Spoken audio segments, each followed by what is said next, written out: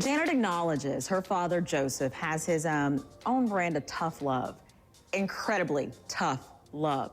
She remembers the one time he hit her, but this was far more than a spanking. My father only whipped me once, though, because I know people are wondering, oh, well, you do tell the story, Janet, that, that you were wet. You had gotten out of the bathtub. And I was wet. He whipped me with a belt, and so it left welts all over my body, yeah. I was very, very young. I can't even remember what I did or if I deserved it. Her failed first marriage, and if she'll ever take a trip, moving on after Michael's death, that you have not been able to watch. This is it. No, I haven't. I still haven't. You're watching Janet Jackson, the HLN interview. Fans gasp at her bring herself to watch. And a day doesn't go by where I don't think about him. Not one single day. Janet talks about losing her brother and what she's doing now to heal.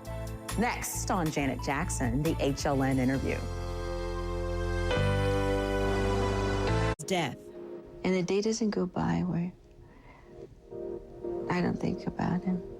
Not one single day. You said in the book that you have not been able to watch. This is it. No, I haven't. I still haven't. Do you think you will be able to? Do you think at some point you'll want to? Welcome back. I'm Rochelle Carey. Janet and I, of course, talked about one of the people she was closest to, her brother, Michael. The bond between them was strong from the start. And there were certain things that I would talk to Mike about, and he'd teach me about. And certain questions that I would have, and he'd give me answers to. But then there were other things that I just wouldn't speak about. To anybody? To anyone. You said also that he gave you advice on how to take control of your life and your path and where you wanted to go. Mm-hmm. I'm an only child, so explain that. Talk to me about how siblings can help each other. I remember he and I were in his car. We had just gone to the Rolls Royce? Yes. Yes. We had just gone to, we were young. Mm-hmm. And that was his first car. And I was only, what, maybe 13, 14? Mm-hmm. We had just gone to this restaurant at the time called Love's. Mm-hmm. And bought a ton of dinners and driving around looking for homeless people to give the dinners to. And we would have talks. We would do this all the time. Mm-hmm. We'd have like serious talks, and he would teach me about getting older. And that was the thing in our family. And you mentioned the roles. Was one of the things was when we turn 18, you have to buy your own car. You pay for your own school tuition. And you buy your own car. So I was already paying for my own school tuition. So it was about, okay, having to buy my own car. Okay. So he said, you know, you're going to want a car when you turn 18. You're going to want to learn how to drive. And you have to start preparing for this and saving up and this and that. And we'd have talks like that, which was very, very, very sweet. Mm-hmm. They've always stayed with me. Those heart-to-heart talks. Or another one that I actually mentioned in the book was talking about when the world would end. He would talk to me about that. What did he think? Someday, he said, the world is going to come to an end. And I thought, well, what's the point of living? Why should I want to be an actress? Why should I want to go on with my life? And he said, well, no one says it's going to happen tomorrow. You know?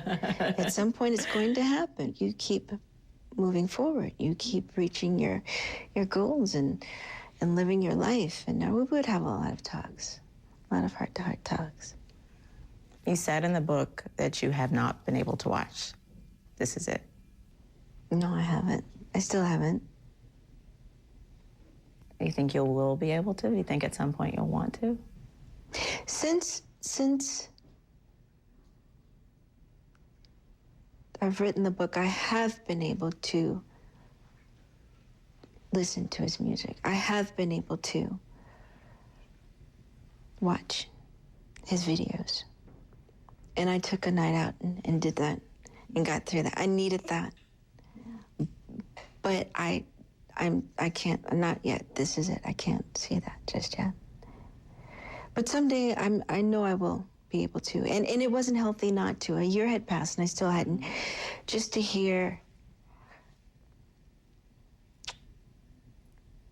his voice. And a day doesn't go by where I don't think about him. Not one single day. Do the memories sometimes make you smile, though? Or are you not there yet? Yes, which is important. Okay. No, that I'm there. I'm finally Okay. there. Yeah, they do make me smile, for sure. Okay. And how silly. He was so silly. So silly. Very beautiful. I was there at the Essence show, that moment when the pictures come up of the two of you. And I mean, people in the audience literally gasps. I mean, they felt it. They felt it like I can't even explain. I'm glad. I was going to ask, why was it important to you to put that in there? And how difficult is it for you at that moment in the show? I'm okay with it now. Then it was pretty tough, and I did feel the energy from the people. Those are the times, the moments that I love, that we shared the most. So I shared a couple of photographs from home with the world. Yeah.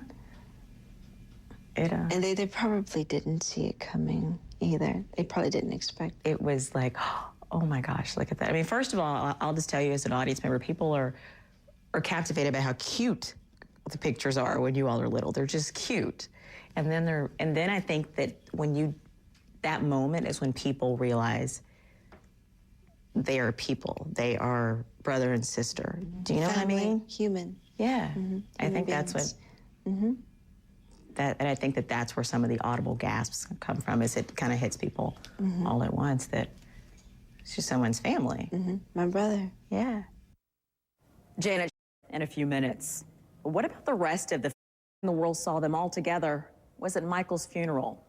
I asked Janet if she'd ever tour with her brothers. I don't know. I really, really do not know. There was a moment when we all talked about it, when Mike was still here. And we all talked about doing something together. So you never know. Is that another one of your God willing, maybe? Whatever. I don't know. That's okay. I really don't know. Okay. And that's the honest truth. I believe you. Well, let's talk about your tour, right? It hurts me to read or see. Yeah, it can hurt. Next on Janet Jackson, the HLN interview. 100 souls. She absolutely adored him, even though he tormented her with some pretty unflattering nicknames. She writes, "He called me Dunk. I think that came from donkey. A lot of his pet names had to do with my backside, but teasing was part of Mike's humor." I was close to Mike then, and I was also very close, and still am very close to my brother Randy. Is that the age thing, because you were the two littlest ones? It's so funny, Mother always says that Randy and I would fight like cats and dogs. And the minute that I'd have to like cross the street, he'd look for me so he can grab my hand to walk me across the street. So I guess we had when we were kids, had that love-hate thing. But we're very close. That's cute. Today. But yeah, I was very close to Mike. Is it difficult for you when things about him are in the media? Is that difficult for you and your family? Because that you can't always control. You can control, I don't want to watch this movie, but is it difficult when there's all this stuff out there about him? Because you're people. The Jackson family are people. And I think sometimes people, and you've had that experience that you were a kid, that people don't see me as a person. Yeah, you're human just like everyone else. You're a person. Of course it hurts. It hurts me to read or see, hear.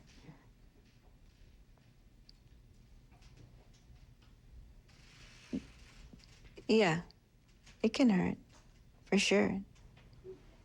You're misunderstood. You really are. And one thing you may say, or the way something's written, or they may just put a little bit of a different twist on it. It's like, no, that's not what I meant. I wish they would have asked.